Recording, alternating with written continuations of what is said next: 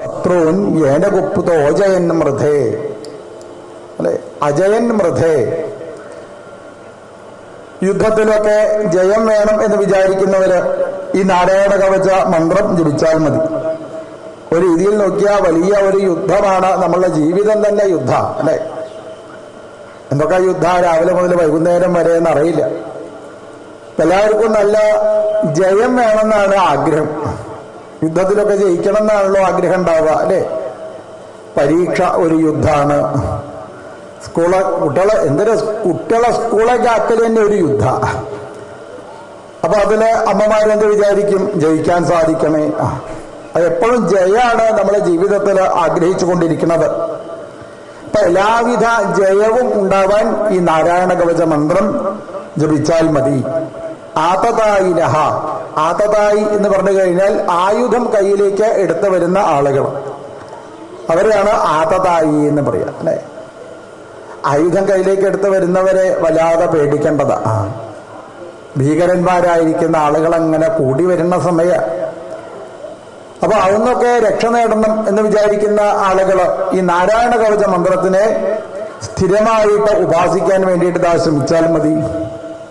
ഇപ്പൊ നാരായണ കവച മന്ത്രം സ്ഥിരമായിട്ട് ജപിച്ചു കഴിഞ്ഞാൽ ശത്രുക്കൾ ഉണ്ടാവില്ല. എവിടെയാണ് ആദ്യ ശത്രുക്കള്? ആദ്യ ശത്രു എവിടെയാ? നമ്മൾ തന്നെയാണ് അല്ലെ. ആദ്യമായിട്ടുള്ള ശത്രുക്കള് നമ്മളിൽ തന്നെയാണ് ശത്രുക്കൾ ഇരിക്കുന്നത്. അതിനാണ് ഷഡ് വൈരികള് എന്ന് പറയും. നമ്മളെപ്പോഴും ദൂരത്തേക്ക് മാറ്റി നിർത്തേണ്ട 6 കാര്യങ്ങൾ ഉണ്ടാവും. ഏതൊക്കെയാണത്? ഷഡ് വൈരികള്: കാമം, ക്രോധം, ലോഭം, മോഹം, മദം, മാത്സര്യം. ഇതിനാണ് ഷഡ് വൈരികള എന്ന് പറയും. ഇതൊക്കെ ഒരു ശത്രുക്കളല്ലേ? ആലോചിച്ച് നോക്കൂ അല്ലെ. അല്ലാതെ ദേഷ്യം വന്ന് എന്തെങ്കിലുമൊക്കെ ചെയ്ത് കുറച്ച് കഴിഞ്ഞാൽ ആൾക്കാർക്ക് തോന്നും ഇങ്ങനെ ഒന്നും ദേഷ്യപ്പെടേണ്ടല്ലായിരുന്നു കേട്ടോ, അങ്ങനെയൊന്നും ദേഷ്യപ്പെടേണ്ടല്ലായിരുന്നു. അപ്പൊ അവനവന്റെ ഉള്ളിലുള്ള ആ ശത്രുക്കളെ ആദ്യം നിയന്ത്രിക്കാൻ സാധിക്കണം. ദസ്യോൻ പുരാഷണ്ണ വിജിത്യലുംബന്തോ മന്യന്ത ഏകേ സ്വജിതോ. ദസ്യോൻ പുരാഷൻ, 6 ശത്രുക്കളാണ് നമുക്ക് ജീവിതത്തിൽ അതാ ഉള്ളത്. ആ ശത്രുക്കളെയാണ് ആദ്യം ജയിക്കേണ്ടത്.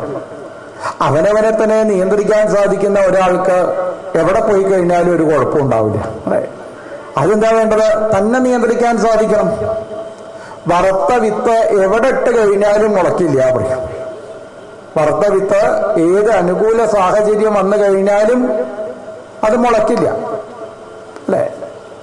അപ്പൊ മനസ്സ് ശുദ്ധമാവണം. കണ്ണ്, കാത്, മൂക്ക്, ഇതൊക്കെ ഇന്ദ്രിയങ്ങള്. ഈ ഇന്ദ്രിയത്തിനെയൊക്കെ നിയന്ത്രിക്കാൻ സാധിച്ചാലോ, അങ്ങനെ നിയന്ത്രിക്കാൻ സാധിക്കുന്ന ഒരാള് എവിടെ പോയി ഏത് അനുകൂല സാഹചര്യം ഉണ്ടായിക്കഴിഞ്ഞാലും കണ്ണിനെ നിയന്ത്രിക്കാൻ അയാൾക്ക് സാധിക്കും, കാതിനെ നിയന്ത്രിക്കാൻ സാധിക്കുന്നു, മൂക്കിനെ നിയന്ത്രിക്കാൻ സാധിക്കുന്നു, വാക്കിനെ നിയന്ത്രിക്കാൻ സാധിക്കുന്നു. അപ്പൊ അവരവരുടെ ആ നിയന്ത്രണമാണ് ആദ്യം ഉണ്ടാവേണ്ടത്. ഇതൊക്കെയാണ് ശത്രുക്കള്. അപ്പൊ ആ ശത്രുക്കളെയൊക്കെ ഇല്ലാതാക്കാനായിട്ട് സാധിക്കണം. അവനവന്റെ ഉള്ളിലുള്ള ശത്രുവിനെ നിയന്ത്രിക്കാൻ സാധിക്കാതെ ആർക്കെങ്കിലും പുറമുള്ള ശത്രുക്കളെ നിയന്ത്രിക്കാൻ സാധിക്കുമോ? തന്നെ നിയന്ത്രിക്കാൻ സാധിക്കുന്നില്ല വെച്ചാൽ പിന്നെ എങ്ങനെയാണ് നമുക്ക് മറ്റൊരാളെ നിയന്ത്രിക്കാൻ സാധിക്കുക? അപ്പൊ എല്ലാവിധ ശത്രുക്കളെയും നമ്മൾ നിയന്ത്രിക്കാൻ വേണ്ടിയിട്ട് ശ്രമിക്കേണ്ടതാണ് നാരായണ കവചം. അതാണ് കവചം എന്ന് പറഞ്ഞാൽ പോർച്ചട്ട എന്നർത്ഥം. നമ്മളിൽ നിന്ന് പുറത്തേക്ക്, ഇപ്പൊ പുറമേ നിന്ന് ഉള്ളിലേക്കൊന്നും വരാതിരിക്കുന്നത് പോലെ തന്നെയാണ് തന്നിൽ നിന്ന് പുറത്തേക്ക് വരാതിരിക്കലും. കവചം സൃഷ്ടിച്ച അങ്ങനെയാണല്ലോ അല്ലെ. കവചം സൃഷ്ടിച്ചു കഴിഞ്ഞാൽ അങ്ങനെയാണ്. ഇപ്പൊ ഉള്ളിൽ നിന്നുള്ള ശത്രുക്കളൊന്നും പുറത്തേക്കും പോവില്ല. തന്നെ കൊണ്ട് ഒരു ഉപദ്രവം വേറെ ആർക്കും ഉണ്ടാവരുത്. അതാണ് നമ്മൾ വിചാരിക്കേണ്ടത് അല്ലെ. എന്നെ കൊണ്ട് ഒരു ഉപദ്രവവും ആർക്കും ഉണ്ടാവരുത്. അങ്ങനെയുള്ള ആൾക്കാരുണ്ട്. അങ്ങനെയുള്ളവരെയാണ് സജ്ജനങ്ങൾ എന്ന് പറയാം. അപ്പൊ എല്ലാവിധ ശത്രുതാ മനോഭാവവും ഇല്ലാതായിട്ട് തീരണം എന്നുണ്ടെങ്കിൽ ഒന്നമോ നാരായണായ, ഈ മഹാമന്ത്രത്തിനെ ഒരു കവചമാക്കാൻ വേണ്ടിയിട്ട് ശ്രമിച്ചാൽ മതി. നാരായണ എന്നുള്ള നാമത്തിന് എന്റെ പ്രത്യേകത. എപ്പോഴാണ് ഭഗവാന് നാരായണൻ എന്നുള്ള പേര് കിട്ടിയത്?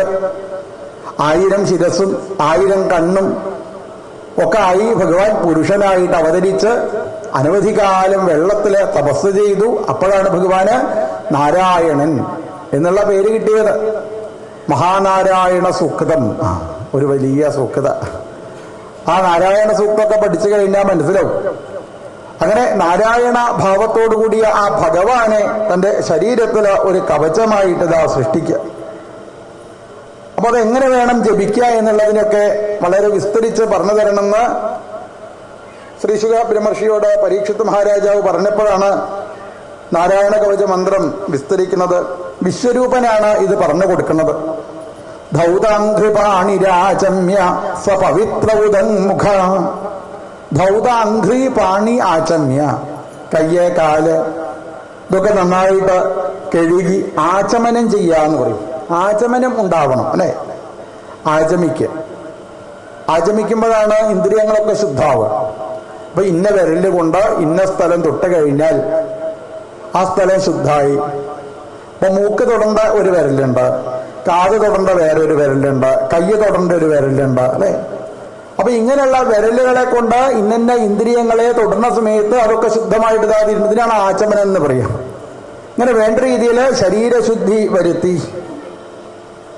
ധൗതാംഘ്രി പാണി ആചമ്യ, എന്നിട്ടോ സ്വപവിത്ര ഉദന്മുഖ, പവിത്രം ധരിക്കണം എന്ന് പറയും അല്ലെ? പവിത്രം കണ്ടുണ്ടാവും. ഈ ശ്രാദ്ധത്തിനൊക്കെ നമ്മൾ നിർബന്ധമായിട്ടും കയ്യിലിടുന്നതാണ്, മോതിരവിരലിലിടുന്നതാണ് പവിത്രം. എന്താ പവിത്രത്തിന്റെ പ്രത്യേകത? പവിത്രം എന്തുകൊണ്ടാണ് ഉണ്ടാക്കുക? ദർഭപ്പുല്ല് കൊണ്ടാണ് പവിത്രം ഉണ്ടാക്കുക.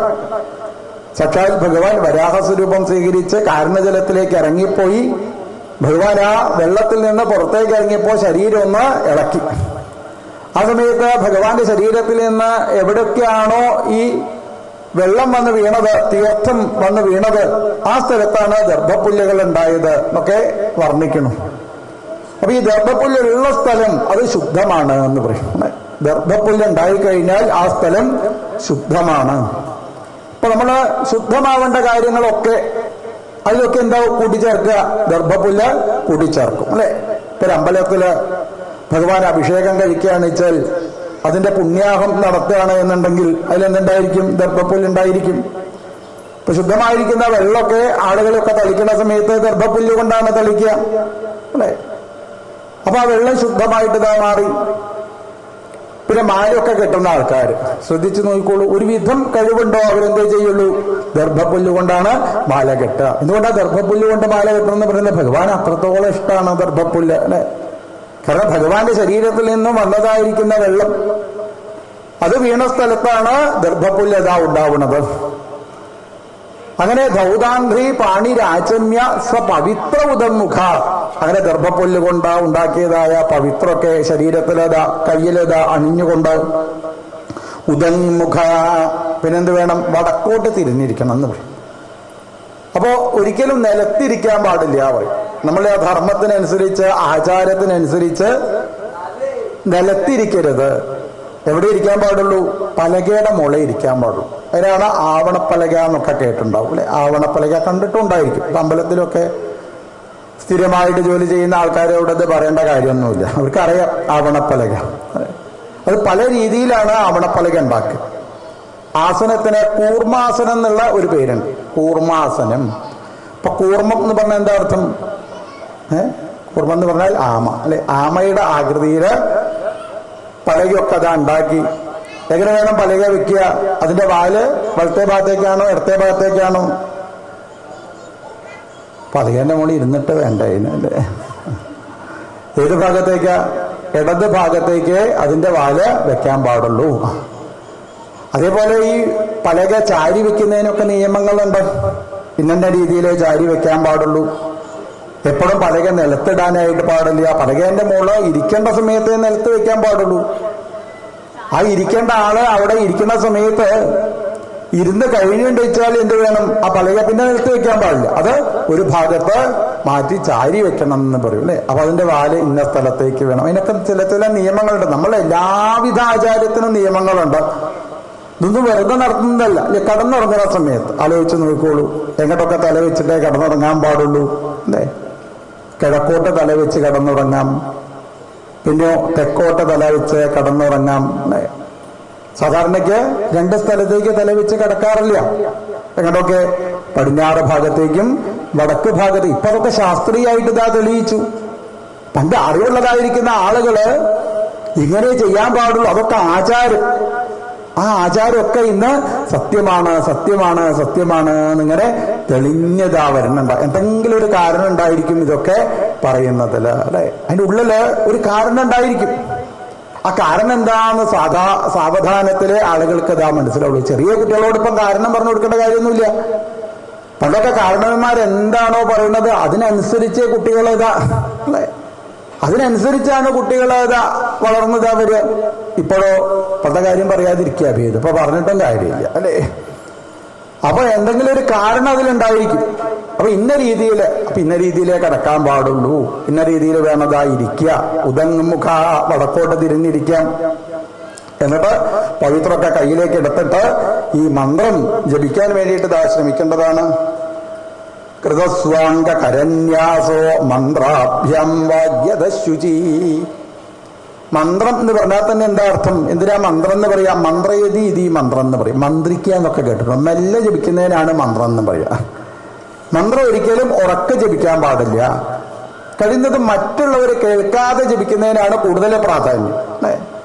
ആളുകൾക്കൊക്കെ ഒരു ധാരണ ഉണ്ട്, എത്രത്തോളം ഉറക്കെ ജപിച്ചാൽ കേമായി. ഞാൻ ജപിക്കണത് മറ്റുള്ളവർ കേൾക്കണം, അങ്ങനെയല്ല.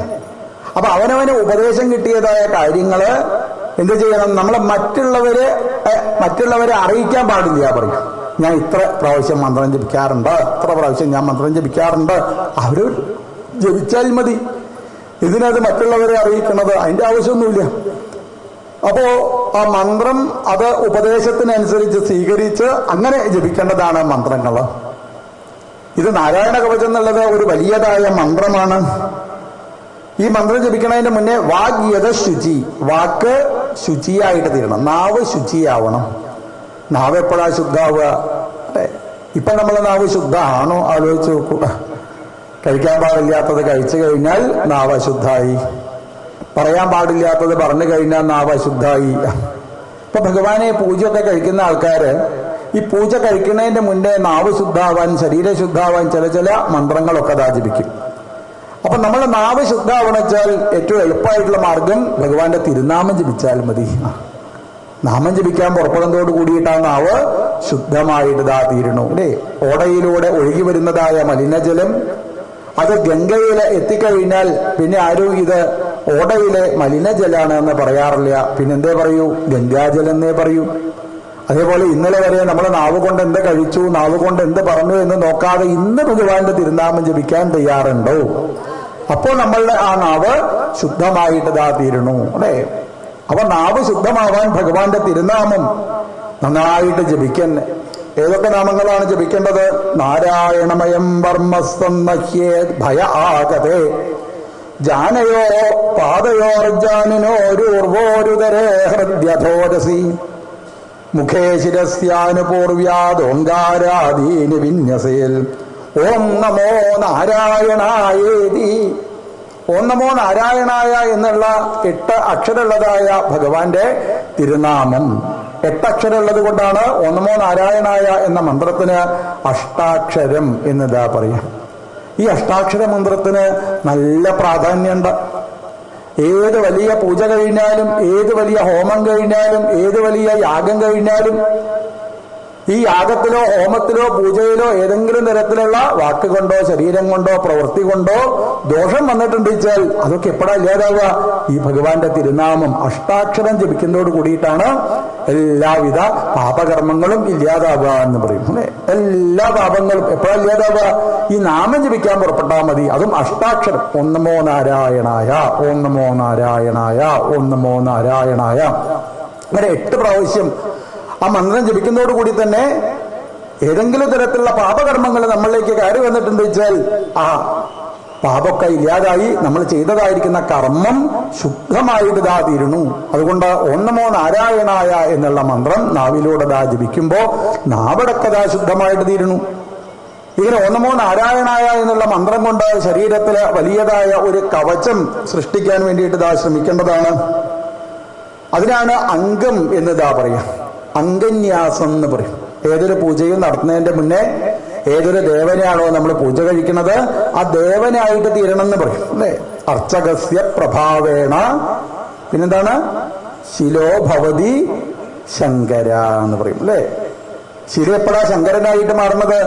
അർച്ചകന്റെ പ്രഭാവമാണ് എന്ന് പറയും. അർച്ചകൻ എന്ന് പറഞ്ഞാൽ പൂക്കൾ കയ്യിലേക്ക് എടുത്ത് ഭഗവാന്റെ പാദങ്ങളിലേക്ക് സമർപ്പിക്കുന്നതായ പൂജ കഴിക്കുന്ന ആള്. പിന്നെ ആരാ അർച്ചകൻ? അമ്പലത്തിലേക്ക് തൊഴാൻ വരുന്നയാള് അല്ലെ? അമ്പലത്തിൽ എത്ര ആൾക്കാർ ഇതാ കയറി വരുന്നുവോ അവരൊക്കെ ഭഗവാനെ പൂജ കഴിക്കുക. ഇങ്ങനെ വരുന്നതായിരിക്കുന്ന ഭക്തന്മാരുടെ പ്രഭാവമാണ് ശിലയെ ശങ്കരനാക്കി മാറ്റുന്നത് അല്ലെ? സാക്ഷാൽ ഭഗവാന്റെ അടുത്ത് നിന്ന് അങ്ങനെയാണ് ഇത് അനുഗ്രഹം കിട്ടുന്നത്. നമ്മൾ എങ്ങനെയാണോ ഭഗവാന്റെ അടുത്തേക്ക് വരുന്നത് അതിനനുസരിച്ച് ഭഗവാന്റെ അടുത്ത് നമുക്ക് ആ അനുഗ്രഹം ജീവിതത്തിൽ അതാ ഉണ്ടാവുന്നു. അതിനെന്ത് വേണം? ഏതൊരു പൂജയും കഴിക്കുന്നതിന്റെ മുന്നേ ആ ദേവനായിട്ട് തീരണം. ഏതൊരു മന്ത്രവും ജപിക്കുന്നതിന്റെ മുന്നേ ആ മന്ത്രം ജപിക്കാനുള്ള അധികാരിയായിട്ട് മാറണം. അതുകൊണ്ടാണ് നാരായണ കവചം എന്നുള്ള മന്ത്രം ജപിക്കുന്നതിന്റെ മുന്നേ ഓം നമോ നാരായണായ എന്നുള്ള മന്ത്രം കൊണ്ട് ഒരു വലിയതായ കവചം സൃഷ്ടിക്കണം എന്നത് പറയാനുള്ള കാരണം. അങ്ങനെ അംഗം നടത്തി ന്യാസാദി കാര്യങ്ങളൊക്കെ നടത്തിക്കൊണ്ട് ഓം വിഷ്ണവേ നമ ഇതി. പിന്നെന്ത് വേണം? ഓം വിഷ്ണവേ നമ, ഓം വിഷ്ണവേ നമ, ഓം വിഷ്ണവേ നമ. ഇങ്ങനെ വിഷ്ണുവായിരിക്കുന്ന ഭഗവാനെ കയ്യിലേക്ക് പൂക്കളെടുത്ത് ഭഗവാന്റെ പാദങ്ങളിലേക്ക് ഇങ്ങനെ പൂക്കളതാ സമർപ്പിക്കണം. വിഷ്ണു എന്ന് പറഞ്ഞാൽ തന്നെ എന്താ അർത്ഥം?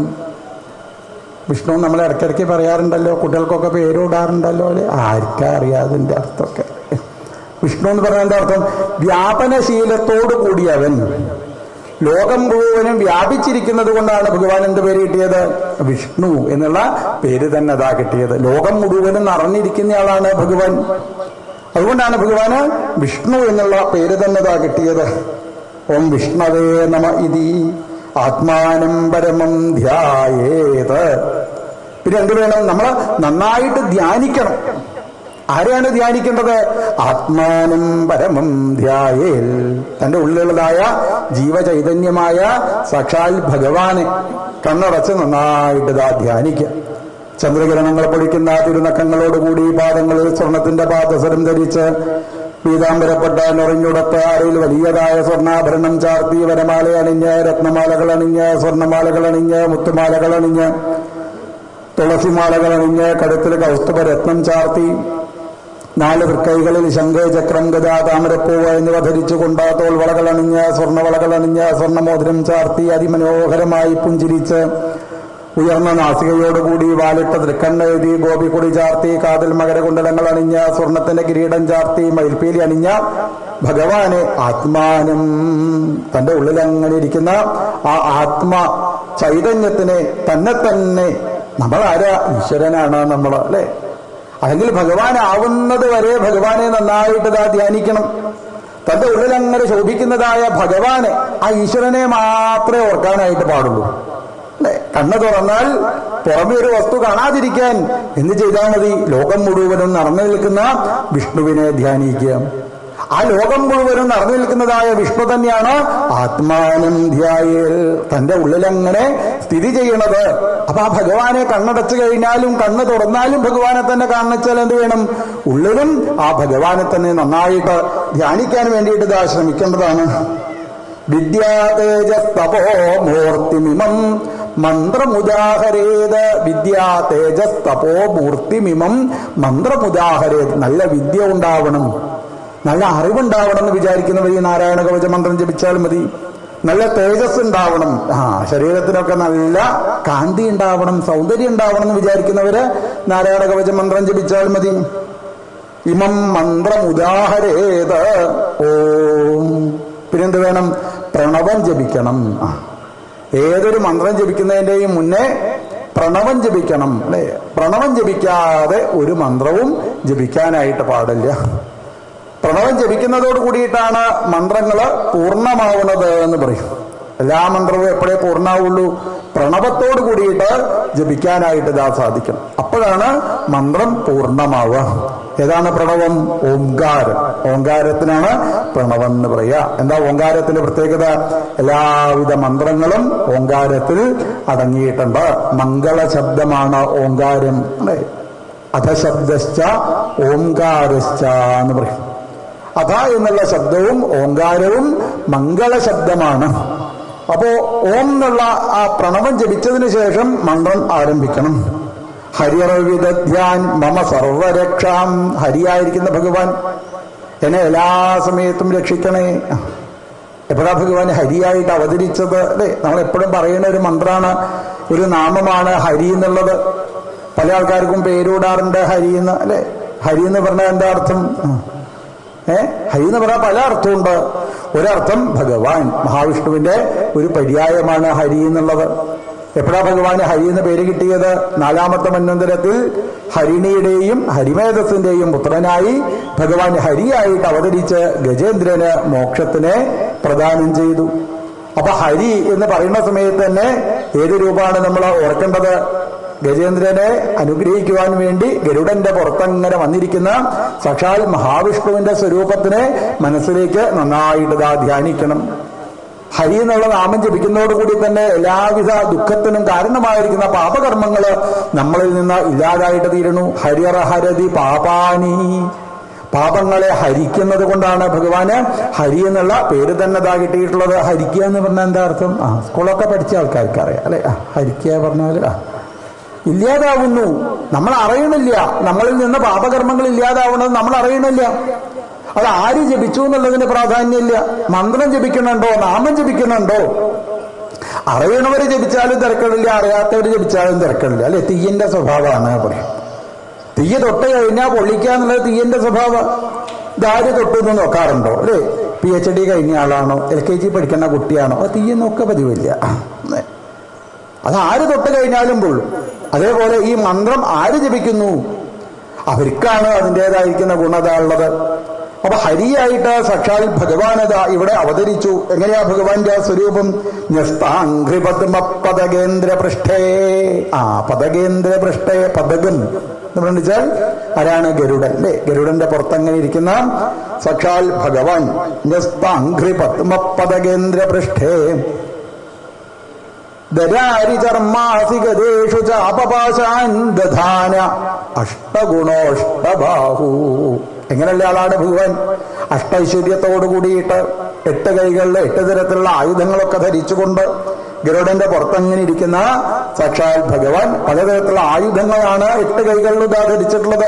ഗരുഡന്റെ പുറത്തിരിക്കുന്ന സാക്ഷാൽ മഹാവിഷ്ണുവിനെയാണ് ഹരി എന്ന് പറയുക. ആ ഹരിയായിരിക്കുന്ന ഭഗവാൻ എല്ലാ സമയത്തും സർവരക്ഷാം, എല്ലാ സമയത്തും എന്നതാ രക്ഷിക്കണേ. അല്ലെ, അത് എല്ലാ സമയത്തും രക്ഷ ഉണ്ടാവണം വെച്ചാൽ നമ്മൾ എന്ത് ചെയ്താൽ മതി? ഹരേ ഹരേ ഹരേ. നമ്മൾ എപ്പോഴും ജപിക്കുന്ന ഒരു നാമുണ്ടല്ലോ, ഹരേ രാമ രാമ രാമ ഹരേ ഹരേ, ഹരേ കൃഷ്ണ കൃഷ്ണ കൃഷ്ണ ഹരേ ഹരേ. എത്ര പ്രാവശ്യം അതിൽ ഹരേ എന്നുള്ളത്? അല്ലെ, ഹരി ഹരി ഹരി ഹരേ ഹരേ ഹരേ എന്ന അനവധി പ്രാവശ്യത ആ മന്ത്രത.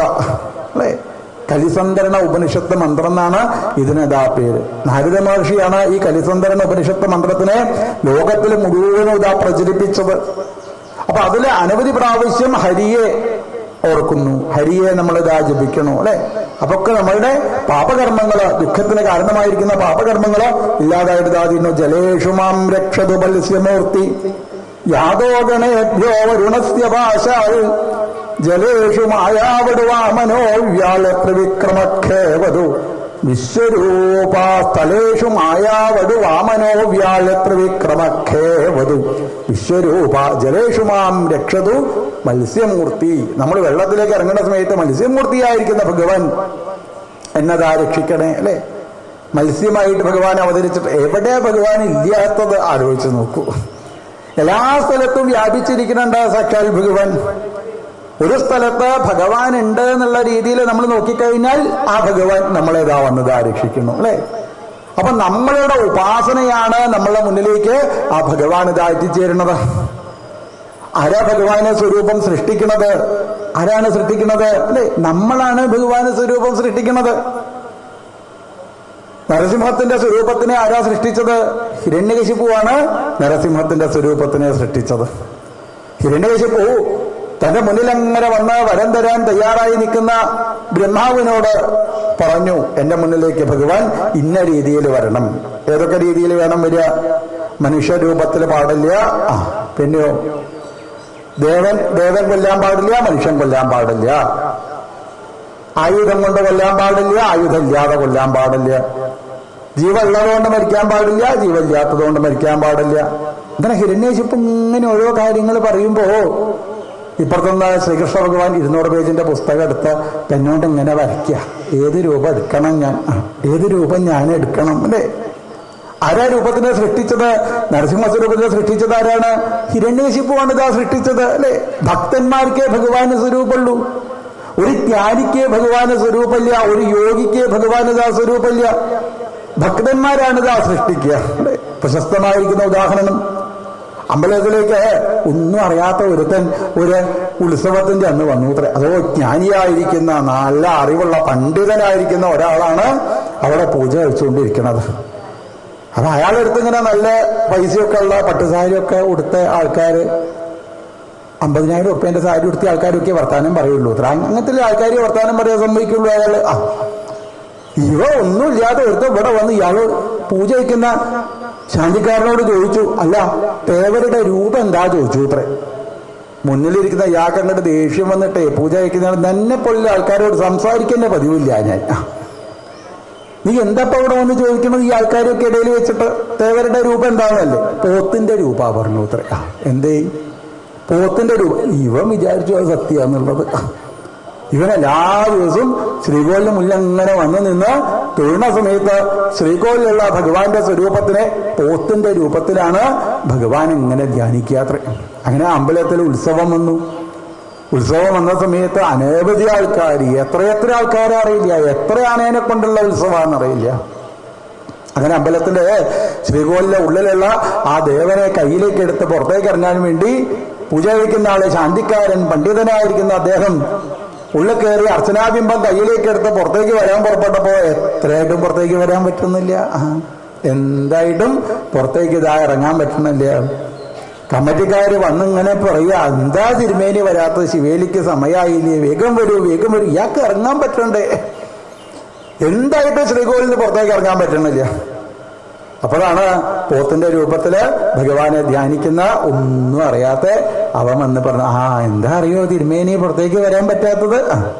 ഭഗവാന്റെ ആ കൊമ്പ് ആ കട്ടിലേന്റെ ഇടയിൽ കുടുങ്ങി കിടക്കുക, ഒന്ന് ചെരിച്ച് പിടിച്ചോളൂ, ഒന്ന് അങ്ങോട്ട് വരാ പ്രശ്നം. അങ്ങനെ ചെരിച്ച് പിടിച്ച് പുറത്തേക്ക് ഇതാ ഇറങ്ങി. ആരാ ഭഗവാന്റെ സ്വരൂപത്തിനെ സൃഷ്ടിക്കുന്നത്? ഭക്തന്മാരാണ് ഭഗവാന്റെ സ്വരൂപത്തിനെ അതാ സൃഷ്ടിക്കുന്നത്. ഭക്തൻ ഏത് രീതിയിൽ വരണമെന്ന് പ്രാർത്ഥിക്കുന്നുവോ അതേ രീതിയിലാണ് ഭഗവാൻ അവരുടെ മുന്നിൽ അതാ എത്തിച്ചേരുക. എവിടെയാ ഭഗവാൻ ഇല്ലാത്തത്? ഭഗവാൻ ഇല്ലാത്തതായിട്ട് ഒരു സ്ഥലവുമില്ല. സകല ചരാചരങ്ങളിലും സാക്ഷാൽ ഭഗവാൻ ഇതാ ഇരിക്കുന്നുണ്ട്. ജലേഷു മാം രക്ഷതു മത്സ്യമൂർത്തി. മത്സ്യമൂർത്തിയായിരിക്കുന്ന ഭഗവാൻ ഞങ്ങൾ വെള്ളത്തിലിറങ്ങി കുളിക്കുന്ന സമയത്ത് ഞങ്ങളതാ രക്ഷിക്കണേ ഭഗവാനെ. ത്രിവിക്രമഖേവതു വിശ്വരൂപ. ത്രിവിക്രമനായിരിക്കുന്ന ലോകം മുഴുവനും നടന്നു നിൽക്കുന്നതായ വാമനമൂർത്തിയായിരിക്കുന്ന ഭഗവാൻ ഞങ്ങളേതാ രക്ഷിക്കണേ. ദുർഗേഷവ്യാജി മുഖാദിഷു പ്രഭുപ്പായാൽ നൃസിംഹോസുരയൂധപാരി. നരസിംഹമൂർത്തിയായിരിക്കുന്ന ഭഗവാൻ എന്നതാ രക്ഷിക്കണേ. രക്ഷത്വസോമാധ്വനി യജ്ഞകൽപ്പ. യജ്ഞവരാഹസ്വരൂപിയായിരിക്കുന്ന ഭഗവാൻ ഞങ്ങളേതാ രക്ഷിക്കണേ. മാമുഗ്രധർമാദഖിലാൽ പ്രമാദാൽ നാരായണ. നാരായണ പാതു നരശ്ചഹാസാൽ. നരനാരായണ മഹർഷീശ്വരന്മാര് ഞങ്ങളേതാ എല്ലാ സമയത്തും രക്ഷിച്ചുകൊണ്ടിരിക്കണേ. ദത്തസ്ത്വയോഗാധതയോഗനാഥ പായാൾ നൃസിംഹ പായാൾ ഗുണേശ കപില കർമ്മബന്ധാത. ഇങ്ങനെ ഓരോരോ സമയത്തും ഓരോ രൂപത്തിലുള്ളതായിരിക്കുന്ന ഭഗവാന്മാര് ഞങ്ങളതാ രക്ഷിച്ചുകൊണ്ടിരിക്കണേ. സനൽകുമാരോവതു കാമദേവാത്. വീട്ടിൽ നിന്ന് പുറത്തേക്ക് ഇറങ്ങി നടക്കുന്ന സമയത്ത് കാമദേവന്റെ പലതരത്തിലുള്ള ഉപദ്രവം, ആ ഉപദ്രവത്തിൽ നിന്നൊക്കെ ആര് വേണം രക്ഷിക്കുക? സനൽകുമാരാദി മഹർഷീശ്വരന്മാര്, സനകൻ, സനന്ദനൻ, സനാതനൻ, സനൽകുമാരൻ. ഇവരെങ്ങനെയുള്ളവരാണ്? ഇവർ കാമാരികളാണ്. കാമം ഒരു തരി പോലും ബാധിക്കാത്തതായ ആൾക്കാരാണ് സനൽകുമാര മഹർഷീശ്വരന്മാര്. അവരിതാ ഞങ്ങളെ രക്ഷിച്ചുകൊണ്ടിരിക്കണേ. ധന്വന്തര ഭഗവാൻ പാത്വപഥ്യാത്. അപഥ്യമായിരിക്കുന്ന ഭക്ഷണമാണോ ഞങ്ങൾ അറിയാതെ കഴിച്ചു പോയത്? ആ ഭക്ഷണത്തിനെയൊക്കെ ഞങ്ങളുടെ ശരീരത്തിന് പഥ്യമാക്കി തീർക്കണേ. ആരനുഗ്രഹിക്കണം? ധന്വന്തരീയ മൂർത്തി അല്ലെ? ധന്വന്തരീയ മൂർത്തിയെ ഓർത്തിട്ടാണ് നമ്മള് മരുന്ന് കഴിക്കണത് വെച്ചാൽ അച്യുതാനന്ദ ഗോവിന്ദ വിഷ്ണോർ നാരായണ ഹരേ. അച്യുതാനന്ദ ഗോവിന്ദ, അച്യുതാനന്ദ ഗോവിന്ദ, അച്യുതാനന്ദ ഗോവിന്ദ എന്നുള്ള നാമം ജപിച്ചിട്ടാണ് മരുന്ന് കഴിക്കണത് വെച്ചാൽ രോഗം പെട്ടെന്ന് മാറും നമ്മുടെ. അപ്പൊ ധന്വന്തരീ മൂർത്തി എന്നതാ രക്ഷിക്കണേ. കഴിക്കുന്ന ഭക്ഷണം വിളമ്പി തരുന്ന ആൾക്ക് പോലും അറിയില്ല ഇത് നല്ലതാണോ ചീത്തതാണോ വിഷമാണോ കൊടുക്കുന്നത്, അല്ലേ? അതാണല്ലോ പത്മനാഭസ്വാമി ക്ഷേത്രത്തില് പൂജ കഴിക്കുന്ന ശാന്തിക്കാരനെ ഭീകരന്മാര് കൂട്ടുപിടിച്ചു അത്രേ. അത് പറഞ്ഞു പിറ്റേ ദിവസം രാവിലെ മഹാരാജാവ് തൊഴാനായിട്ട് ഇതാ വരുമ്പോ ശങ്കല തീർത്ഥത്തിന്റെ കൂട്ടത്തിൽ വിഷം കൂടി കൂട്ടി കൊടുക്കണം എന്ന് പറഞ്ഞു. അതൊക്കെ ചെയ്തില്ല വെച്ചാൽ ഇപ്പൊ തന്നെ കയ്യിലുള്ള വാളുകൊണ്ട് അങ്ങയുടെ തല എടുക്കുമെന്ന് പറഞ്ഞു. പൂജ വയ്ക്കുന്ന ബ്രാഹ്മണനല്ലേ, അയാളാണെന്നുണ്ട് വെച്ചാലോ അയാൾ ആലോചിച്ചു അത്ര എന്തായാലും മരിക്കും, ഒന്നെങ്കിൽ ഇവരുടെ വാളുമോനെ കൊണ്ട് എന്റെ തല പോവും, ഇനി അതല്ല മഹാരാജാവിന് വിഷം കൊടുത്തിട്ടാണ് വെച്ചാൽ അയാളുടെ കയ്യിലുള്ള വാളുകൊണ്ടാണ് തല പോവുക, അത്രയും വ്യത്യാസമുണ്ട്. പക്ഷെ ഇപ്പോ ഇവര് പറഞ്ഞത് കേട്ട് കഴിഞ്ഞാൽ ഒരു 2 മണിക്കൂർ ആരോടെയും ജീവിക്കാം എന്ന് പറഞ്ഞ് അദ്ദേഹം എന്ത് ചെയ്തു, നേരെ പിറ്റേ ദിവസം രാവിലെ ശങ്കല് ആ തീർത്ഥത്തില് വിഷാക്കിയിട്ട് മഹാരാജാവ് തൊഴാൻ വരുന്ന സമയത്ത് കയ്യിലേക്ക് കൊടുത്തു അത്രേ. കയ്യിലെ തീർത്ഥായ സമയത്ത് മഹാരാജാവിന്റെ കയ്യില് ഒരു മോതിരമുണ്ട്. ആ മോതിരത്തിലേക്ക് തീർത്ഥം കണ്ട് തൊട്ടതോടുകൂടി തീർത്ഥം മാറി നിന്നു, വിഷവും മാറി നിന്നു. മഹാരാജാവിന് കാര്യം മനസ്സിലായി. മഹാരാജാവ് പറഞ്ഞു, പൂജ വയ്ക്കുന്ന ആളോട് ശാന്തിക്കാരനോട് പറഞ്ഞു, ഭഗവാന്റെ മുന്നിലല്ലേ നിൽക്കണത്, ഇപ്പൊ ഞാൻ അങ്ങയോടൊന്നും പറയണില്ല, പുറത്തേക്ക് ഇറങ്ങിയാ കാണിച്ചരാ പറഞ്ഞു. പക്ഷേ ഇത് അങ്ങ് എന്റെ കയ്യിലേക്ക് തീർത്ഥം എന്നുള്ള രീതിയിലല്ലേ തന്നത്, ഇത് ഞാൻ കളയില്ല, സംശയമില്ല. ഭഗവാന്റെ അടുത്തുനിന്ന് എന്ത് തന്നു കഴിഞ്ഞാലും അത് പ്രസാദമാണ്, അതൊരിക്കലും കളയാനായിട്ട് പാടില്ല എന്ന് പറഞ്ഞ് മഹാരാജാവ് എന്ത് ചെയ്തു, ചിൽപ്പുമാനുടെ നിവേദ്യമല്ലയോ, ഇത് ഭഗവാന്റെ നിവേദ്യല്ലേ എന്ന് പറഞ്ഞ് ആ തീർത്ഥത സേവിച്ചു. മഹാരാജാവ് മരിച്ചില്ല എന്ന് മാത്രമല്ല, ഭഗവാന്റെ പാദങ്ങളിലുള്ള ആ വിശ്വാസം കൊണ്ട് ഈ മഹാരാജാവിന്റെ മൂക്കൊന്ന് വേർക്കുക പോലും ചെയ്തില്ല. അത്ര ഒരു സാധനം പോലും മഹാരാജാവിന് ഇതാ സംഭവിച്ചത്. എന്താ കാരണം, ഭഗവാന്റെ പാദങ്ങളിലുള്ള ആ അടിയുറച്ചതായിരിക്കുന്ന വിശ്വാസമാണ് ഇതാ കാരണം. ആ വിശ്വാസം ഉണ്ടെങ്കിൽ ഒരു ദുഃഖവും ഒരു പ്രയാസവും ജീവിതത്തിൽ അതാ നമുക്ക് ഉണ്ടാവില്ല. ആ വിശ്വാസം വേണം, ഭഗവാന്റെ പാദങ്ങളിൽ അടിയുറച്ചതായിരിക്കുന്ന വിശ്വാസം വേണം. ആണല്ലോ പ്രശസ്തമായിരിക്കുന്ന ഉദാഹരണം. ഒരു അമ്പലത്തിലെ കമ്മിറ്റിയിലെ ഏറ്റവും കേമനായിട്ടുള്ള ഒരാള്, അയാൾ എന്ത് കാര്യം അമ്പലത്തിൽ ചെയ്തതിന് ശേഷമേ അമ്പലത്തിൽ വന്ന് തൊഴുതതിന് ശേഷമേ വേറെ എന്ത് കാര്യം ചെയ്യും, അത്ര സ്നേഹ ഭഗവാനോട്. അപ്പൊ അങ്ങനെ ഇയാളുടെ ഷഷ്ടിപൂർത്തി പിറന്നാള് പിറന്നാളിൻ്റെ തന്നെ കുറെ ആൾക്കാരെ എന്തായാലും വിളിക്കണം. ഇനി ചില ആൾക്കാർ വിളിച്ചില്ലാച്ചാൽ തന്നെ വരും, എന്തായാലും ഒരു 10,000-2000 ആൾക്കാർ വീട്ടിലുണ്ടാവും എന്നുള്ള കാര്യം ഉറപ്പാ. അപ്പൊ അങ്ങനെയാണെന്ന് വെച്ചാൽ ആൾക്കാർക്കൊക്കെ ഭക്ഷണം കൊടുക്കണ്ടേ. അപ്പൊ ഇതിപ്പോ അമ്പലത്തിൽ വെച്ച് നടത്താൻ പറ്റില്ല, എന്തായാലും പുറമെ വെച്ചിട്ടേ വീട്ടിൽ വെച്ചിട്ടേ നടത്താൻ പറ്റുള്ളൂ. എന്നാ പിന്നെ ഭഗവാൻ എന്തെങ്കിലും ഒന്ന് നൈവേദ്യം കൊടുക്കണ്ടേ, എന്താ ഈ ഭഗവാന് കൊടുക്കുക, എന്നാ എന്തായാലും ഉച്ചയ്ക്ക് ആൾക്കാർക്ക് വിളമ്പി കൊടുക്കാനുള്ള പായസം അത് ഭഗവാന്റെ മുന്നിൽ നിവേദിച്ച് ആ പ്രസാദം കൊടുക്കാൻ വിചാരിച്ചു. അങ്ങനെയാണെന്ന് വെച്ചാൽ ഈ പായസത്തിനുള്ള സാധനങ്ങളൊക്കെ അതാ വാങ്ങിക്കൊണ്ടുപോയി. അവിടെയാണെച്ചാലോ അന്ന് ഈ പൂജ കഴിക്കുന്ന ഇയാള് മാത്രമേ ഉള്ളൂ, വേറൊരാളില്ല, സഹായിക്കാൻ പോലും ഒരാളും കിട്ടിയില്ല. ഇയാളാണെച്ചാൽ വരുന്ന ആൾക്കാർക്കൊക്കെ പ്രസാദം കൊടുക്കണം, പൂജ കഴിക്കണം. ഇതിന്റെ ഇടയ്ക്ക് തടപ്പള്ളിയിലാണെച്ചാൽ പായസം ഉണ്ടാക്കണം. മാത്രമല്ല ഇയാളെ പിറന്നാളായതുകൊണ്ട് എത്ര ആൾക്കാരാ വരുന്നത് അറിയില്ല, വരുന്ന ആൾക്കാരൊക്കെ അമ്പലത്തിൽ തോന്നിട്ടാ പോണത്, ഇവർക്കൊക്കെ പ്രസാദം കൊടുക്കണം. ഇങ്ങനെ തിരക്കിന്റെ ഇടയിൽ ഇയാളെ വേഗം പായസം ഇങ്ങനെ ഉണ്ടാക്കിക്കൊണ്ടുകൊണ്ടിരിക്കുന്നതിന്റെ ഇടയ്ക്ക് അറിയാതെ പഞ്ചസാരയ്ക്ക് പകരം ഉപ്പെടുത്തിട്ടു അത്ര. എന്റെ ഭഗവാന് എത്രയൊക്കെ ആൾക്കാർക്ക് കൊടുക്കാനുള്ള പായസത്തിൽ ഉപ്പിട്ട് കഴിഞ്ഞാലുള്ള സ്ഥിതി ഇയാൾക്ക് മനസ്സിലായി. ഞാന് പാലിലെടുത്തിട്ടത് പഞ്ചസാരയല്ലല്ലോ ഭഗവാനെ, അറിയാതെ തെറ്റിപ്പോയല്ലോ ഭഗവാന്.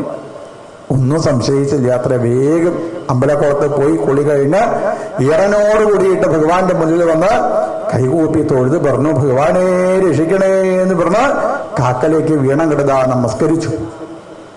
അന്ന് പിറന്നാക്ക് വന്ന് പായസമൊക്കെ കഴിച്ചു പോകുന്ന ആൾക്കാര് ഷഷ്ടിപൂർത്തിക്കാരന്റെ അടുത്ത് വന്ന് പറയാത്ത അസലായിട്ടോ പായസം, നല്ല സ്വാദുണ്ട് പായസത്തിന് എന്ന് പറഞ്ഞ് ഓരോരോ ആൾക്കാരും ചിരിച്ച് പോകുമ്പോ ശ്രീകോവിലിന്റെ ഉള്ളിൽ ഇരുന്ന് ഭഗവാൻ ചിരിക്കുക. രണ്ടാക്കേ കാര്യം അറിയുള്ളൂ, ഒന്ന് ശ്രീകോവിലുള്ള ഭഗവാനും അതേപോലെ പായസം ഉണ്ടാക്കിയ ആൾക്കും മാത്രമേ കാര്യം അറിയുള്ളൂ അല്ലേ. ഇതാണ് ഭഗവാന്റെ പാദങ്ങളിൽ നമുക്ക് അടിയുറച്ച വിശ്വാസമുണ്ടോ ഒരു പ്രയാസവും ഒരു ദുഃഖവും നമുക്ക് ജീവിതത്തിൽ അതാ ഉണ്ടാവില്ല. എന്ത് വേണം, അടിയുറച്ച വിശ്വാസം അതാ ഉണ്ടാവണം. ചിൽപ്പുമാനുടെ നിവേദ്യമല്ലയോ, ആണ് ഭഗവാനെ ഉപാസിക്കുന്ന ആ രാജാവ്, അതാണല്ലോ പത്മനാഭദാസൻ എന്നാ പറയുക. അതെ, തിരുവിതാംകൂർ രാജ്യം ഭരിച്ചതായിരിക്കുന്ന രാജാവിനെ പത്മനാഭദാസൻ എന്നാ പറയുക. ദാസനായിട്ടാണ് അമ്പലത്തിൽ വരുന്ന സമയത്ത് മഹാരാജാവ് തന്നെയാണ് അടിച്ചു വാരാൻ ആൾക്കാർ വന്നില്ല വെച്ചാൽ മഹാരാജാവിനെ അടിച്ചു വാരും. മഹാരാജാവ് ഭഗവാന്റെ സേവകനായിക്കൊണ്ടാണ്, അല്ലെ, പത്മനാഭദാസനായിക്കൊണ്ട് അത്രയധികം അടി ഉറച്ചതായിരിക്കുന്ന വിശ്വാസം കൊണ്ട് ഇദ്ദേഹത്തിന് ഇതാ ഒന്നും സംഭവിച്ചില്ല. ധന്വന്തര്യർ ഭഗവാൻ പാത്വപഥ്യാൽ, ആ ഭഗവാൻ എന്നതാ രക്ഷിക്കണേ. മാം കേശവോഗതയാ പ്രാതരവ്യാൽ, രാവിലെ എഴുന്നേൽക്കുന്ന സമയത്ത് കേശവനായിരിക്കുന്ന ഭഗവാൻ എന്നതാ രക്ഷിക്കണേ. അപ്പൊ രാവിലെ എഴുന്നേൽക്കുമ്പോ എന്ത് വേണം? കണ്ണ് തുറന്നാൽ അപ്പൊ തന്നെ നിലം തൊട്ട് തലയിൽ വെക്കണം എന്ന് പറയും. ആ സമയത്ത് ഒരു മന്ത്രം ജപിക്കും. ഏത് നാമാണ് ജപിക്കേണ്ടത്? കേശവായ നമ എന്നുള്ള നാമം ജപിച്ച് ഭൂമി തൊട്ട് തലയിൽ വെച്ചതിന് ശേഷം മാത്രമേ എഴുന്നേൽക്കാൻ പാടുള്ളൂ. രാത്രി കടന്നുറങ്ങുന്ന സമയത്ത് മാധവായ നമ, ശ്രീ മാധവായ നമ എന്നുള്ള നാമം ജപിച്ചിട്ട് വേണം കടന്നുറങ്ങാം. അപ്പൊ രാവിലെ കേശവനായിരിക്കുന്ന ഭഗവാൻ എന്നതാ രക്ഷിക്കണേ. നീ കുളിയൊക്കെ കഴിഞ്ഞ് പൂജാമുറിയിൽ പോയി കഴിഞ്ഞാൽ അവിടെ വേണുഗോപാല മൂർത്തിയായിരിക്കുന്ന ഭഗവാൻ, ആ ഭഗവാൻ എന്നതാ രക്ഷിക്കണേ. വൈകുന്നേരം ആവുമ്പോഴേക്കും വിഷ്ണുവായിരിക്കുന്ന ഭഗവാൻ എന്നതാ രക്ഷിക്കണേ. മാധവനായിരിക്കുന്ന ഭഗവാൻ എന്നതാ രക്ഷിക്കണേ. ഭഗവാന്റെ ശരീരത്തിലുള്ളതായിരിക്കുന്ന ശ്രീവത്സം, ഭഗവാന്റെ ശരീരത്തിൽ അണിഞ്ഞതായിരിക്കുന്ന പലതരത്തിലുള്ള ആയുധങ്ങൾ, ഇതൊക്കെ ദാ എന്നെ രക്ഷിക്കണേ. സർവാന്യേതാനി ഭഗവൻ നാമരൂപ അസ്തകീർത്തനാത്, ഭഗവാന്റെ തിരുനാമം ജപിക്കുന്നതോട് കൂടിയിട്ട് എല്ലാവിധ ദുഃഖത്തിൽ നിന്നും നമുക്ക് മോചനം ഉണ്ടാവുന്നു. സർവ ആപദ്ഭ്യോ ഹരിനാമരൂപയാന ആയുധാനി നാം, ഭഗവാനെ നാമം ജപിക്കുമ്പോഴും ഭഗവാന്റെ കയ്യിലുള്ളതായ ഓരോരോ ആയുധങ്ങളെ നമ്മൾ ധ്യാനിക്കുന്നതോട് കൂടിയിട്ട് എല്ലാവിധ ആപത്തുകളിൽ നിന്നും നമുക്കിത് രക്ഷത ഉണ്ടാവുന്നു. തേനൈവ സത്യമാനേന സർവജ്ഞോ ഭഗവാൻ ഹരി പാതു സർവൈ സ്വരൂപകർമ്മ സദാ സർവത്ര സർവഗ വിദിക്ഷു ദിക്ഷോർധമതസ്വമന്താതന്തർബഹിർഭഗവാൻ നരസിംഹ, നരസിംഹമൂർത്തിയായിരിക്കുന്ന ഭഗവാൻ 10 ദിക്കുകളിൽ നിന്നുകൊണ്ട് എന്നതാ രക്ഷിക്കണേ. 4 ദിക്കുകളിൽ നിന്ന് രക്ഷിക്കണേ, 8 ദിക്കുകളിൽ നിന്ന് ദാ രക്ഷിക്കണേ. മുകളിൽ നിന്നും താഴെ നിന്നും ആ നരസിംഹമൂർത്തിയായിരിക്കുന്ന ഭഗവാൻ എന്നതാ രക്ഷിക്കണേ. രാജദസ്യുഗ്രഹാദിഭ്യ, രാജാക്കന്മാരിൽ നിന്നുള്ള ഉപദ്രവം, ദസ്യുക്കള് എന്ന് പറഞ്ഞാൽ കള്ളന്മാരിൽ നിന്നുള്ള ഉപദ്രവം ഇല്ലാതായിട്ട് തീരാൻ. വ്യാഘ്രാദിഭ്യശ്ച കരിഹിച്ചിൽ, അല്ലേ, നമ്മളൊക്കെ ഇങ്ങനെ നടന്നു പോകുന്ന സമയത്ത് ചിലപ്പോ 4 കാലും വാലുള്ള സാധനത്തിനെ കണ്ടാൽ പല ആൾക്കാർക്കും പേടിയ, ചില ജീവജാലങ്ങളൊക്കെ കണ്ടാൽ പേടിയ. അപ്പൊ ഇങ്ങനെയുള്ള എല്ലാവിധ ഭയവും ഇല്ലാതായിട്ട് ഇതാ തീരണേ. വേറെ ചില ആൾക്കാർക്ക് ഇതൊന്നും അല്ല ഭയം, അല്ലെ, ജീവിച്ചിരിക്കുന്ന സമയത്തൊക്കെ കുട്ടികളെ വേണ്ട രീതിയിൽ നോക്കി, നീ മരിച്ചു കഴിഞ്ഞിട്ട് വെച്ചാൽ എന്റെ പിതൃകർമ്മൊക്കെ ചെയ്യാൻ ആരെങ്കിലും ഉണ്ടാവോ? അതല്ല, മരിച്ചു കഴിഞ്ഞാൽ നടത്തേണ്ട അടിയന്തരത്തിനുള്ള പൈസയും കൂടി ബാങ്കിലിട്ടുണ്ട്, നീ അതെടുത്ത് ചെയ്താൽ മതി. അതുകൂടെ ചെയ്തിട്ട് എന്നാലും ഇതൊക്കെ ചെയ്യുമല്ലോ എന്നുള്ള ആർക്കറിയാം. അപ്പൊ അങ്ങനെ പേടില്ല ആൾക്കാർ എന്ത് ചെയ്താൽ മതി? നാരായണ കവച മന്ത്രം സ്ഥിരമായിട്ട് ഉപാസിക്കാനായിട്ട് പുറപ്പെട്ടു കഴിഞ്ഞാൽ അവരുടെ പിതൃകർമ്മം ചെയ്യാനും ആരെങ്കിലും ഉണ്ടാവും. ചിത്രരഥൻ എന്ന പേരായിട്ട് ഒരു ഗന്ധർവൻ പണ്ട് വിമാനത്തിൽ അങ്ങനെ പോകുമ്പോ ഒരു മരുഭൂമിയുടെ മുകളിലെത്തിയപ്പോ വിമാനം പെട്ടെന്ന് നിന്നൂത്രേ. വേഗം പെട്ടെന്ന് താഴത്തേക്ക് വിമാനം കൊണ്ടുവച്ചു. നോക്കിയ സമയത്ത് വിമാനത്തിന് കുഴപ്പമൊന്നുമില്ല. എന്തേ പറ്റിയത് ഭഗവാനെ, എന്തേ പറ്റിയത്? ബ്രേക്ക് നേരെയല്ലേ? നേരെയാണല്ലോ. ഓയിലൊക്കെ ഇല്ലേ? ഒക്കെ ഉണ്ട്. അപ്പോഴാണ് ബാലകില്യന്മാര് വന്ന് പറയണത് അതൊന്നും അല്ല കാരണം.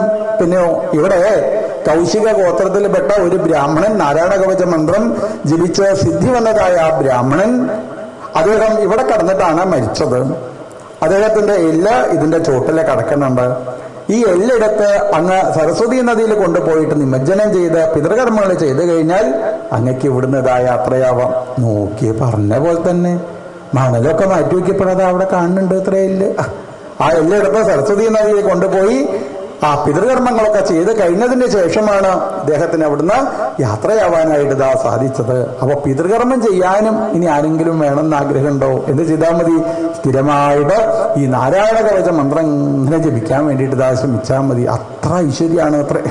ത്രൈലോക്യലക്ഷ്മിം ഭുഭുജേ, ത്രൈലോക്യലക്ഷ്മിം ഭുഭുജേ, 3 ലോകത്തൊന്നും ഉള്ളതായിരിക്കുന്ന ഐശ്വര്യം മുഴുവനും അത് നമുക്ക് ഇതാ കിട്ടണമെന്നുണ്ട് വെച്ചാൽ എന്ത് ചെയ്താൽ മതി? നാരായണ കവച മന്ത്രത്തിനെ സ്ഥിരമായിട്ട് ഇതാ ഉപാസിക്കുക. എല്ലാ ദിവസവും ഇരുന്ന് അങ്ങനെ ജപിക്കന്നെ. എല്ലാ പ്രയാസങ്ങളിൽ നിന്നും ഭഗവാൻ ഇതാ നമ്മളെ അനുഗ്രഹിക്കുന്നു. ഒരു ദുഃഖവും ഇല്ലാതെ ഈ ലോകത്ത് ജീവിക്കാനായിട്ട് ഇതാ സാധിക്കുന്നു എന്ന് പറഞ്ഞുകൊണ്ടാണ് നാരായണ കവച മന്ത്രം. അടുത്ത അധ്യായത്തിലാണ് നാരായണ കവച മന്ത്രം. അതുകൂടി നമുക്ക് ഇതാ പാരായണം ചെയ്യാം. ഗോവിന്ദനാമ സങ്കീർത്തനം ഗോവിന്ദ ഗോവിന്ദ. ഓം നമോ ഭഗവതേ വാസുദേവായ. ഓം നമോ ഭഗവതേ വാസുദേവായ. ഓം നമോ ഭഗവതേ വാസുദേവായ. അഷ്ടമോധ്യായം. രാജോവാച യയാ ഗുപ്ത സഹസ്രാക്ഷസ്വവാഹാൻ രിപുസൈനികാൻ ക്രീഡന്നിവ വിനിർജിത്യ ത്രിലോക്യാ ഭുഭുജേ ശ്രിയം ഭഗവംസ്തന്മമാഖ്യാഹി വർമ്മനാരായണാത്മജം യഥാ തദായിന ശത്രുവന്യേന ഗുപ്തോ ജയൻമൃധേ. ശ്രീശുകൗവാച മൃതപുരോഹിതസ്ത്വാഷ്ട്രോ മഹേന്ദ്രായാനുപൃച്ഛതേ നാരായണാഖ്യം വർമാഹ തദിഹൈകമനാശൃണു. വിശ്വരൂപ ഉവാച ധൗതാംഗൃപാണി രാജന്യാസപവിത്രൗടന്മുഖം കൃതസ്വാംഗകരന്യാസോ മന്ത്രാഭ്യാം വാഗ്യദശുചി നാരായണമയം വർമ്മ സന്നഹ്യേത് ഭയാഗതേ പാദയോർജാനിനോരൂർവോരുകരേ ഹൃദ്യധോരസി മുഖേ ശിരസ്യാനുപൂർവ്യാദോങ്കാരാദീനി വിന്യസേത്. ഓം നമോ നാരായണായേതി വിപര്യമധാഭിവാം കരന്യാസന്തതകുര്യാ ദ്വാദശാക്ഷരവിദ്യയാ പ്രണവാദിയകാരാന്തമങ്കുല്യങ്കുഷ്ഠപർവസു ന്യസേഹൃദയ ഓംകാരം വികാരമനുമൂർധനി ഷകാരം തുഭോർമധ്യേ നകാരം ശിഖയാദിശേദം വേകാരം നേത്രയോർയുഞ്ജ്യാൻ മകാരം സർവസന്ധിഷു മകാരമസ്ത്രമുദ്ദിശ്യ മന്ത്രമൂർത്തിർഭവേദ്ബുധ സ്വവിസർഗം ഭടന്തം തൽ സർവദിക്ഷു വിനിർദിശേത്. ഓം വിഷ്ണവേ നമ ഇതി ആത്മാനം പരമം ധ്യായേധ്യേയം ഷഡ്ശക്തിഭിര്യുതം വിദ്യാതേജസ്തപോമൂർത്തിമിമം മന്ത്രമുദാഹരേത്. ഓം ഹരിർവിദധ്യാൻ മമ സർവരക്ഷാമ്യസ്താംഘ്രിപത്മപദകേന്ദ്രപൃഷ്ഠേ ദരാരിചർമാസികദേഷു ചാപപാശാൻ ദധാനോഷ്ടഗുണോഷ്ടബാഹു ജലേഷു മാം രക്ഷതു മത്സ്യമൂർത്തി യാദോ ഗണേഭ്യോ വരുണസ്യ പാശാത് സ്ഥലേഷു മായാവടുവാമനോ വ്യാത്രിവിക്രമഖേവതു വിശ്വരൂപ ദുർഗേ ഷഡവ്യാജിമുഖാദിഷു പ്രഭുപ്പായാൻ നൃസിംഹോസുരയൂഥപാരി വിമുഞ്ചതോ യസ്യ മഹാട്ടഹാസം ദിശോ വിനേതുന്യപദം ഗർഭാം രക്ഷത്വസൗമാധ്വനിയജ്ഞകൽപ്പസ്വദംഷ്ടയോന്നീതധരോ വരാഹ രാമോദ്രികൂടേശ്വര വിപ്രവാസേ സലക്ഷ്മണോ വ്യാദ്ഭരദാഗ്രജോസ്മാൻ മാമുഗ്രധർമാദഖിലാത് പ്രമാദാന്നാരായണ പാതുനരശ്ചഹാസാത് ദത്തസ്തയോഗാദഥ യോഗനാഥ പായാത് ഗുണേശ കപില കർമ്മബന്ധാത് സനൽ കുമാരോ വധുകാമദേവാത് ഹയശീർഷാമാം പഥി ദേവഹേളനാത് ദേവഋഷിവര്യ പുരുഷാർച്ചനാന്തരാത് കൂർമോ ഹയർമാം നിരയാദശേഷാത് ധന്വന്തരിർഭഗവാൻ പാത്വപഥ്യാദ്വന്ദ്വാദ്ഭയാദൃഷഭോ നിർജിതാത്മാ യജ്ഞശ്ച ലോകാവതാജനാന്താദ്ബലോഗണാത് ക്രോധവശാദഹീന്ദ്ര ദൈവായനോ ഭഗവാനപ്രബോധാത് ബുദ്ധസ്തുപാഖണ്ഡഗണാത് പ്രമാദാത് കൽക്കിക്കലേ കാലമയാത് പ്രപാദോ ധർമാവനായോരു കൃതാവതാരം മാം കേശവോ ഗദയാ പ്രാതരവ്യാത് ഗോവിന്ദ ആസംഗവമാത്തവേണു നാരായണ പ്രാണൗദാത്ത ശക്രരം മധ്യന്തിനേ വിഷ്ണുരരീന്ദ്രപാണി ദേവോപരാഹ്നേ മധുഹോഗ്രധന്വാം സായം ത്രിധാമാവതു മാധവോ മാം ദോഷേ ഹൃഷീകേശ ഉദാർത്ഥരാത്രേ നിശീധ ഏകോ വധു പത്മനാഭം ശ്രീവത്സധാമാപരരാത്രൈശ പ്രത്യൂഷൈശോസിധരോ ജനാർദ്ദന ദാമോദരോ വ്യാദനുസന്ധ്യം പ്രഭാതേ വിശ്വേശ്വരോ ഭഗവാൻ കാലമൂർത്തി ചക്രം യുഗാന്താനലദിക്മനേമി ഭ്രമത് സമന്താൽ ഭഗവൽ പ്രയുക്തം ദന്തഗ്നിരിസൈന്യമാശു കക്ഷം യഥാവാദസഖോ ഹുദാശ ഗവേശ നിസ്പരിശന വിസ്ഫുലിംഗേ നിഷ്പിണ്ഡരിത പ്രിയാസി കൂഷ്മാണ്ഡവൈനായകയക്ഷരക്ഷോ ഭൂതഗ്രഹാംശ്ചോർണയ ചോർണയാരിൻ ത്വം യാദുധാര പ്രമഥ പ്രേതമാതൃപിശാച വിപ്രഗ്രഹഘോരദൃഷ്ടിൻ ദേവേന്ദ്ര വിദ്രാവയ കൃഷ്ണപൂരിതോ ഭീമസ്വനോരോരഹൃദയാനികമ്പയൻ ത്വം ദിക്മധാരാ ശിവരാരി സൈന്യമീശ പ്രയുക്തോ മമ ചിന്ധി ചക്ഷുംഷി ചർമ്മൻ ഛദചന്ദ്രഛാദയദ്വിഷാമഖോനാം ഹരാ പാപചക്ഷുഷാം എന്നോ ഭയം ഗൃഹേഭ്യോ ഭൂത്കേതുഭ്യോ നൃഭ്യ ഏവ ച ശരീരഭ്യോ ദംഷ്ട്രിഭ്യോ ഭൂതേഭ്യോ മോഭ്യ ഏവ വാ സർവാണ്യേതാനി ഭഗവൻ നാമരൂപാസ്ത്രകീർത്തനാത് പ്രയാന്തു സംശയം സദ്യോ യേന ശ്രേയപ്രദീപകാ ഗരുഡോ ഭഗവാൻ സ്തോത്രസ്തോഭശ്ചന്ദോമയ പ്രഭു രക്ഷത്വശേഷകൃത്സേഭ്യോ വിശ്വക്സേനസ്വനാമഭീം സർവാപദ്ഭ്യോ ഹരേർനാമരൂപയാനായുധാനി ബുദ്ധീന്ദ്രിയമനപ്രാണാൻ പാന്തു പാരിഷദഭൂഷണ യഥാ ഹി ഭഗവാനേവാ വസ്തുതഃ സതസച്ചയത് സത്യേനാനേന നഃ സർവേ യാന്തു നാശമുപദ്രവാം യഥൈകാത്മ്യാനുഭാവാനം വികൽപരഹിത സ്വയം ഭൂഷണായുധലിംഗാഖ്യാദത്തേ ശക്തി സ്വമായയാ തേനൈവ സത്യമാനേന സർവജ്ഞോ ഭഗവാൻ ഹരി പാതു സർവൈഃ സ്വരൂപയർന്ന സദാ സർവത്ര സർവഗം വിദിക്ഷുദിക്ഷോർദ്ധമത സമന്താദന്തർഭിർഭഗവാൻ നാരസിംഹ പ്രഹാപയം ലോകഭയം സ്വനേന സ്വതേജസാ ഗ്രസ്തസമസ്തതേജാം മഖവന്യതമാഖ്യാതം വർമ്മനാരായണാത്മകം വിജേഷ്യസ്യഞ്ജസായേനാദംശിതോസുരയൂഥവാൻ ഏതദ്ധാരയമാണസ്തു യം പശ്യതി ചക്ഷുഷാ പദാവാ സംസ്പൃശേല സദ്യ സാധ്വസാൽ സവിമുച്യത്തെ ന കുതശ്ചിത് ഭയം തസ്യാ വിദ്യാം ധാരയതോ ഭവേത് രാജദസ്യുഗ്രഹാദിഭ്യോ വ്യാഘ്രാദിഭ്യശ്ച കരിഹിചിത് ഇമാം വിദ്യാം പുരാ കശ്ചിൽ കൗശികോ ധാരയൻ ദ്വിജ യോഗധാരണയാ സ്വാംഗം ജഹോ സമരുധന്വനി തസ്യോപരി വിമാനേന ഗന്ധർവപതിരേകജാ യയോ ചിത്രരഥസ്ത്രീഭിരവൃതോ യത്ര ദ്വിജക്ഷയ ഗഗനാന്യപതൽ സദ്യ സവിമാനോഹ്യവാക്ഷിരാ സ്വബാലകില്യവചനാദസ്ഥീന്യാദായ വിസ്മിതം പ്രാസ്യ പ്രാചീ സരസ്വത്യാം സ്നാത്വാ ധാമസ്വമന്വഗാത് ശ്രീശുക ഉവാച യൈദം ശൃണുയാത് കാലേ യോ ധാരയതി ജാതം തന്നമസ്യന്തി ഭൂതാനി മുച്യത്തെ സർവതോ ഭയാത് ഏതാം വിദ്യാമധിഗതോ വിശ്വരൂപാച്ഛതക്രതു